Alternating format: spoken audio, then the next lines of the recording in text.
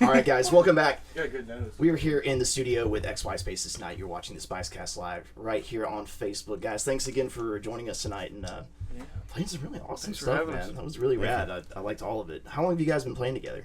This band has been around for 8 years. It used to be called Belial up until 2016, and under a few different lineups, this band has existed. But yeah.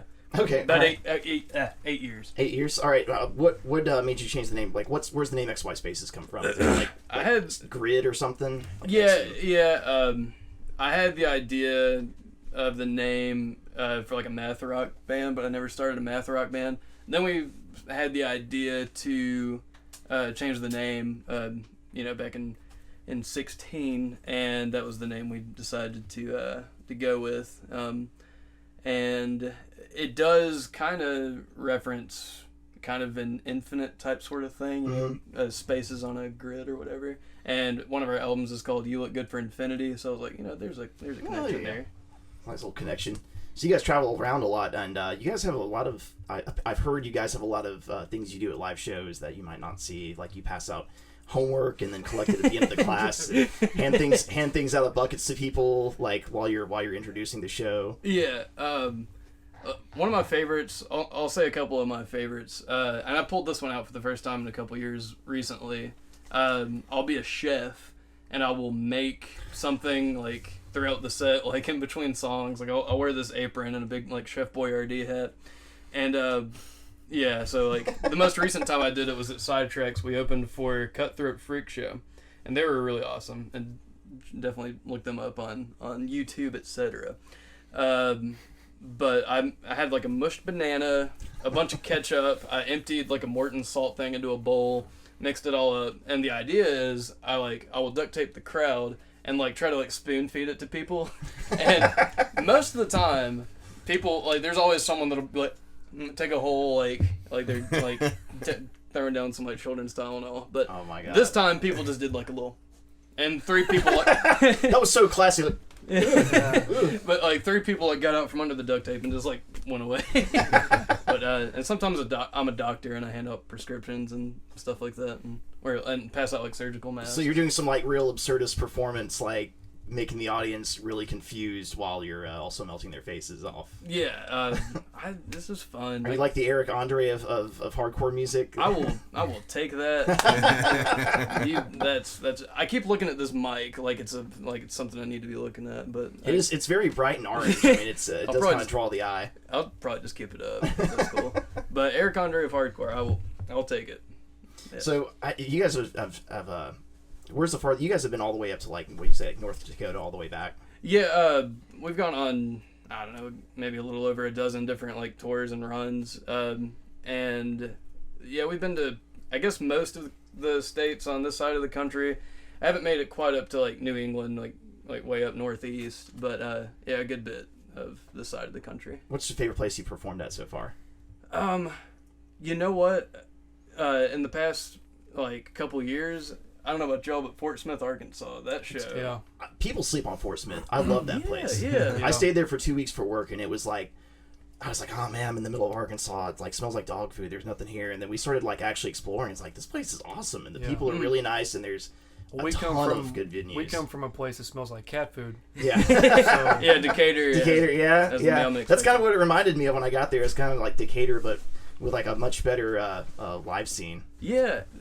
There's like a ton of music happening there on a Saturday for like a city that size. It'd be really cool. We played a house show, and I mean it was packed, and everyone was into it, and there were people like there wasn't enough room for everybody in the room, so like there were people like watching through the window outside, and it was a really cool show. That was on a run with Gaffer Project from Virginia, and yeah, that show was awesome. I can't not mention Memphis. We played some amazing shows in Memphis. It was on that same run, and we had one show, and the next 2 days like shows either dropped or we just couldn't find anything.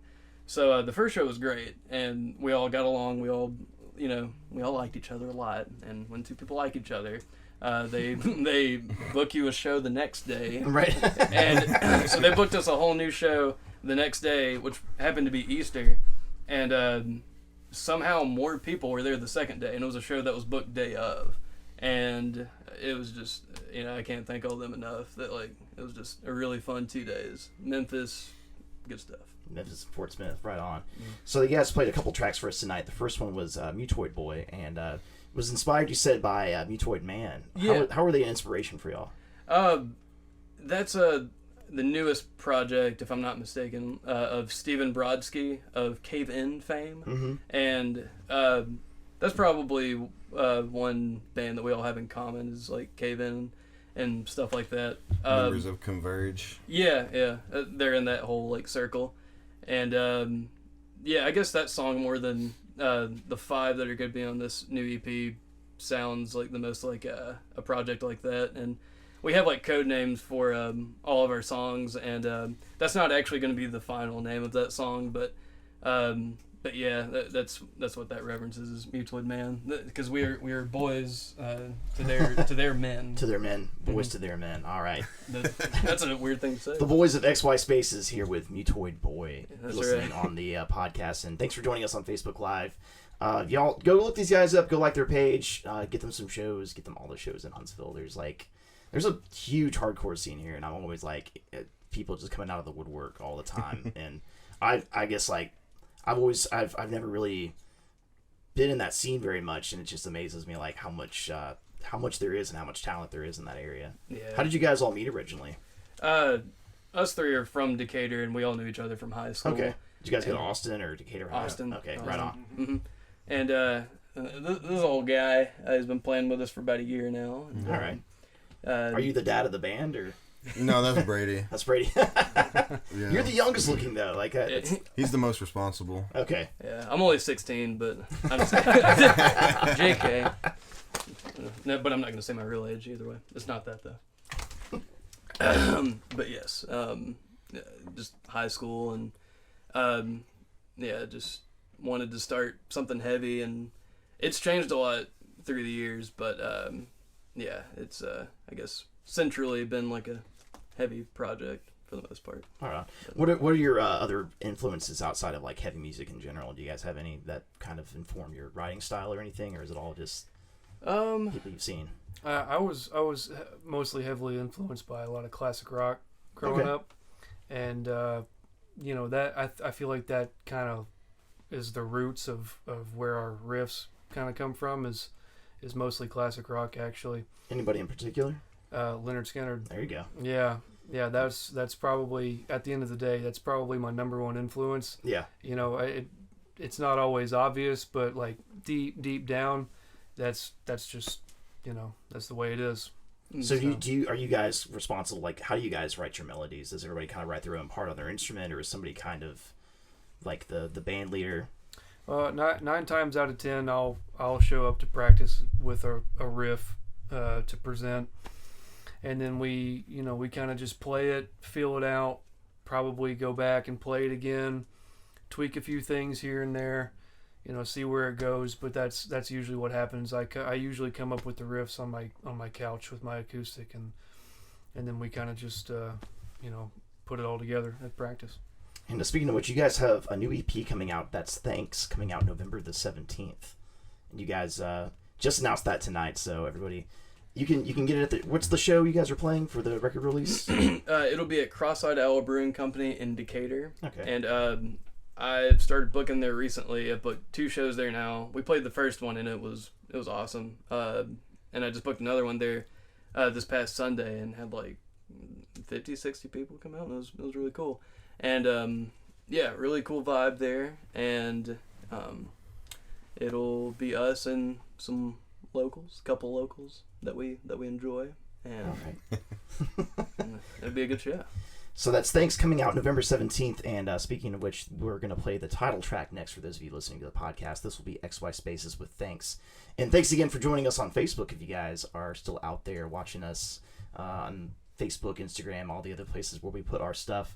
And thanks again for joining us tonight, guys. Absolutely. Do you guys have like a good van story from traveling all over the country so much? Let's see. Oh, had a good one recently.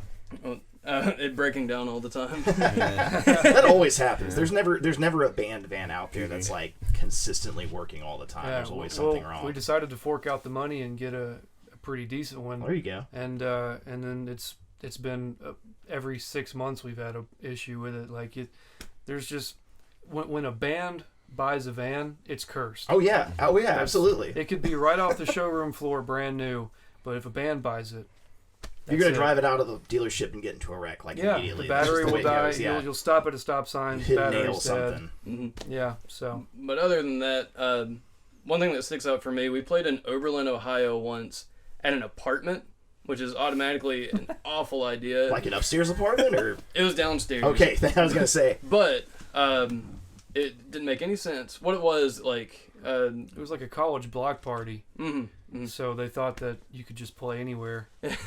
So one band played, we played.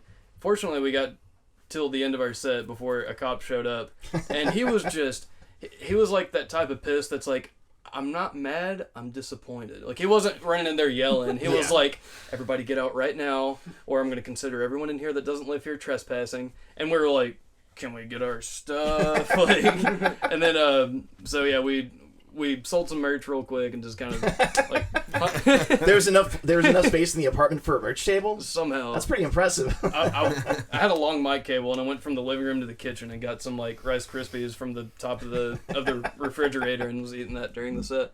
But yeah, there's a big block party going on, and me and the bassist at the time, Cyrus Patel. Hey Cyrus, if you're watching. It was just kind of weird to me, like, we went into this building, like, the lower half looked like a restaurant. It looked closed, but we just wanted to make sure because we were really hungry. So we walk in, there's, like, very few doors that are openable.